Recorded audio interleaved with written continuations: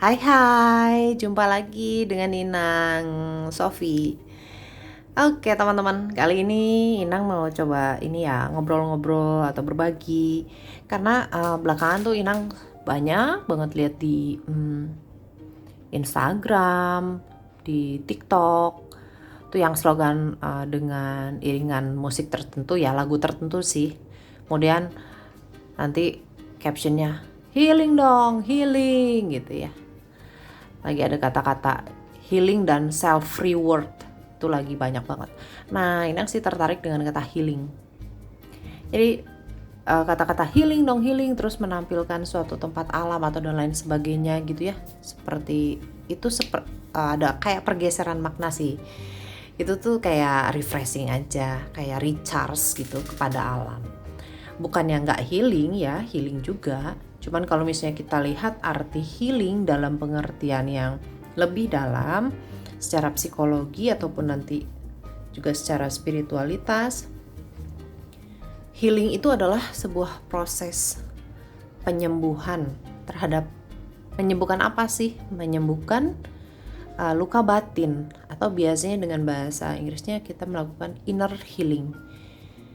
Jadi menyembuhkan yang di dalam. Yang di dalam ini ada tubuh kita raga, ada tubuh, ada soul, dan ada mind gitu. Nah kalau inner healing ini biasanya kita lakukan terhadap inner child atau jiwa kita. Itu yang berkaitan, kalau jiwa itu akan berkaitan dengan emosi atau perasaan begitu ya. Nah dari situ tuh biasanya kalau misalnya seseorang yang terluka banget gitu ya, dengan luka-luka batin, itu dia akan menyampaikan, kalau misalnya secara mudahnya itu bahasanya, kalau ada yang jadi overthinking, ada yang khawatir banget, ada yang takut ini takut itu, jadi paranoid gitu. Itu salah satu bentukan dari luka batin yang tidak diproses dalam healing gitu teman-teman. Kenapa ya Inang ngobrolin ini? Ya, jadi berdasarkan pengalaman Inang sendiri melihat bahwa inner healing atau penyembuhan luka batin itu perlu banget teman-teman. Apalagi kalau teman-teman sudah melalui masa ketika tidak lagi merasa hidup ini bersemangat gitu ya, atau mentok, kok kayaknya semua pintu tertutup gitu. Inang pernah sih ngerasain itu beberapa kali dalam kehidupan ya, karena mungkin dulu Inang belum ngerti gitu, dan jadi nggak tahu harus mau ngapain, jadi pekerjaannya hanya bertahan hidup aja gitu, dari waktu ke waktu ya, bertahan hidup ya, survival banget gitu, nggak bisa benar-benar bahagia yang dari dalam itu nggak bisa. Jadi ngerasanya tuh kosong, sepi, hampa seperti itu. Jadi ada satu masa ketika semua pintu tertutup ya, mentok. Pernah tuh satu masa relasi hancur ya, kemudian pekerjaan juga diberhentikan ya, kemudian bingung dengan perjalanan iman kala itu. Jadi semuanya tuh begitu bertubi-tubi, dan segala cara yang Inang lakukan dengan sepengetahuan atau tingkat kesadaran Inang kala itu nggak nyembuhin, tidak membuahkan hasil apapun. Jadi hanya kayak untuk apa ya, distraksi atau pengalihan dari penyelesaian atau yang seharusnya di healing gitu. Sampai akhirnya di tahun 2019 Inang mengalami spiritual awakening. Itu suatu tingkatan yang lebih dalam kebangunan rohani ya, yang melampaui banyak hal. Nah di situ tuh titik mulanya ketika Inang ke Surabaya, pindah ke Surabaya, dan benar-benar ngerasa sendiri, secara fisik sendiri, secara hati sendiri, secara pikiran merasa sepi, secara jiwa pun ngerasa sepi. Sampai akhirnya Inang bilang ini tuh mau gimana sih Tuhan? kayak udah deh, udah saya nyerah, saya udah nggak bisa, tolongin saya. Udah. Itu adalah kali kedua kayak Inang kali kedua dalam hidup ya. Inang ngerasa kayaknya I'm done with this gitu. Jadi kayak udah diambang depresi, tapi dengan kemarahan yang nggak bisa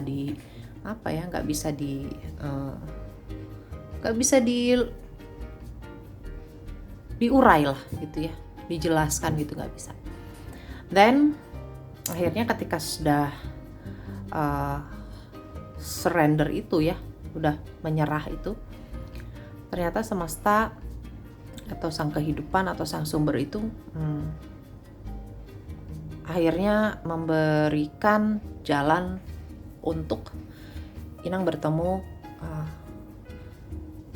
komunitas dan juga mentor ya, yang membantu sesuai dengan kesadaran Inang saat itu, dan juga sesuai dengan misi, sebenarnya sesuai dengan misi kehidupan Inang untuk lahir di dunia ini. Jadi segala sesuatu itu teman-teman sudah disiapkan. Jadi begitu jiwa kita siap, maka yang lainnya pun disiapkan.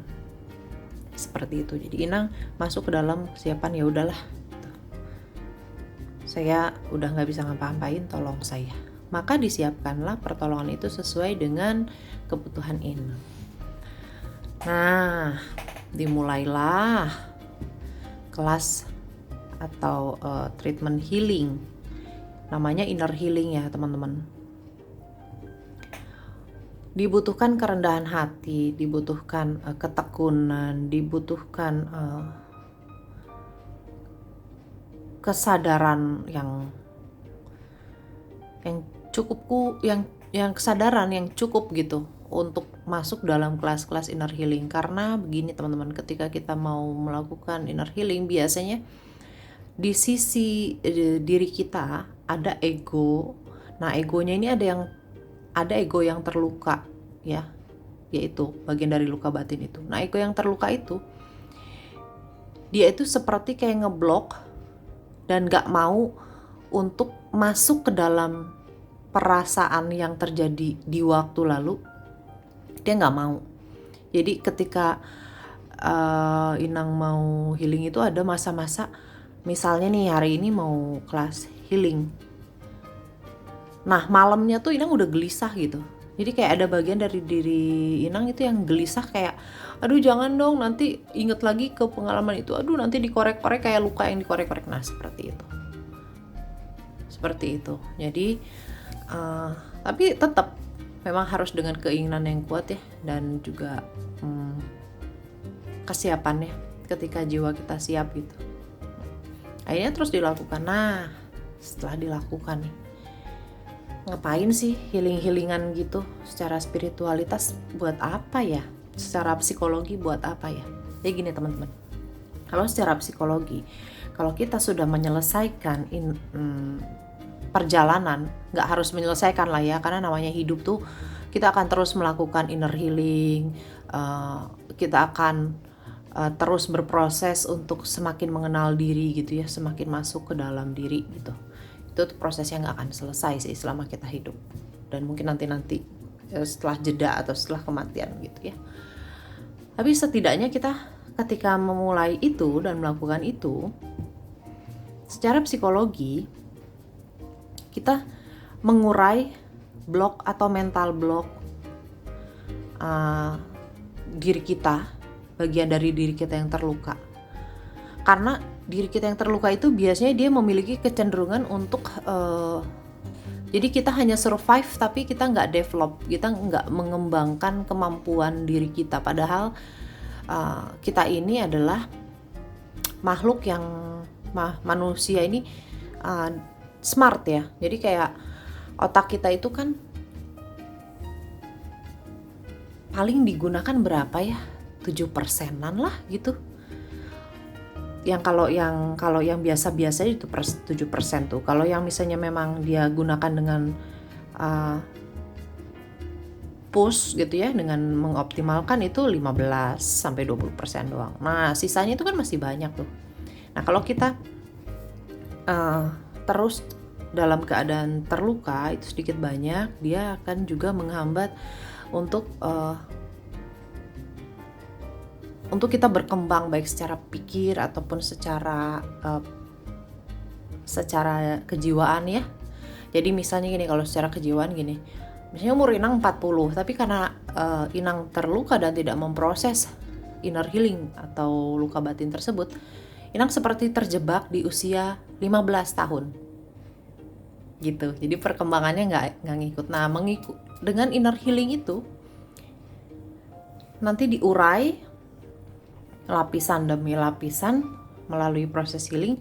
Nanti dia dari 15 tahun naik ke 20, naik ke 25. Ya at least bisa misalnya umur Inang 40, perkembangannya misalnya fisiknya 40 ya, secara umur 40, tapi nanti si jiwanya atau perkembangannya itu ya ada di usia 35 lah. Betty ya, beda-beda tipis seperti itu. Nah, keuntungannya apa? Itu untuk kejiwaan. Kalau untuk spiritualitas apa? Begitu kita selesai atau memproses luka batin dalam diri kita, kita akan lebih sadar, tanda kutip ya, kesadaran kita itu mengalami perubahan karena bawah sadar kita sudah diproses melalui inner healing kesadaran kita, dan nanti suprasadar kita pun seperti dibantu untuk diangkat gitu loh. Jadi dari bawah tuh, dari sisi bawah sadar itu, kemudian dia naik ke kesadaran, dari kesadaran kemudian nanti kita bersatu dengan si suprasadar itu di mana, di kekinian, di saat ini dengan tubuh kita yang ini gitu. Itu tujuannya sih sebenarnya. Kalau misalnya memang analoginya bisa Inang bilang gimana ya,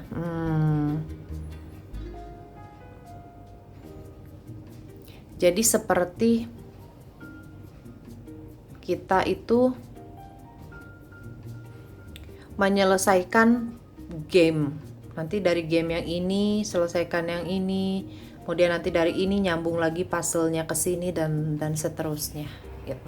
Sampai akhirnya si puzzle-nya itu menjadi utuh dan penuh sebagai puzzle sebagai puzzle yang utuh dengan gambaran yang utuh yang adalah seorang Sophie misalnya gitu. Semuanya udah bersatu di situ, tubuh jiwa raga di situ.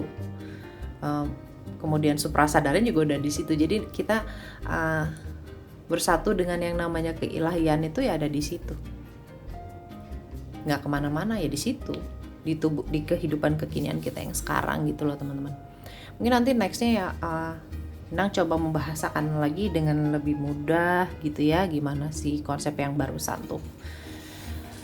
Seperti itu teman-teman. Kita balik lagi ke healing. Jadi si healingnya sendiri itu kalau ditanya penting, penting banget.